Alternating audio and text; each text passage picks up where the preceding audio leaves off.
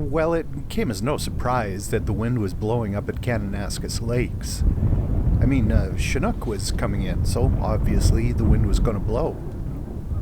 What did surprise me, though, was that the lake wasn't completely frozen over.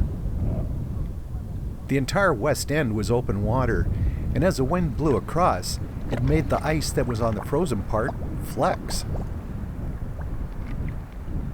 It was strange, but actually pretty cool. That flexing and the water moving underneath caused all kinds of interesting things to form along the shoreline. Broken up slabs that had refrozen into interesting shapes. Chunks of ice piled up along the shore. Driftwood that had floated down the lake before it froze and was now getting encased in wind-blown ice. I could have stayed there for a while, but I got tired of chasing my hat every time it blew off, so I headed back down the Kananaskis Valley. Not much snow out here, and not much ice either.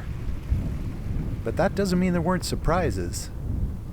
I found these guys, a family of trumpeter swans. I've never ever seen them in this valley this late in the year before. Heading back into the foothills, I put on my ice cleats and went for a walk on some frozen beaver ponds. I knew there'd be all kinds of interesting patterns on the ice, but I really didn't expect to find these. Dust that had mixed with the meltwater on top of the ice was twisted and twirled into all these cool shapes. A true bit of natural art. But they weren't the only surprise. These are brook trout in a section of the pond kept open by a flowing spring.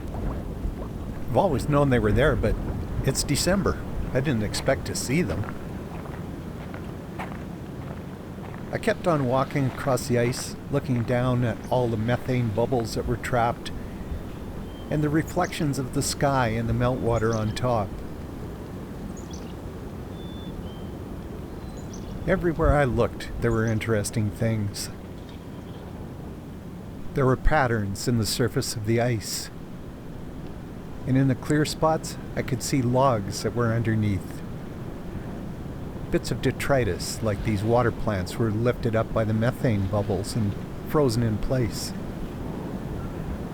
All around were shapes and patterns on top of the ice, within the ice, and below it. But this being December, the day was just too short to see it all. Yeah, it had been a day full of surprises, but this beautiful southern Alberta sunset, that was no surprise at all.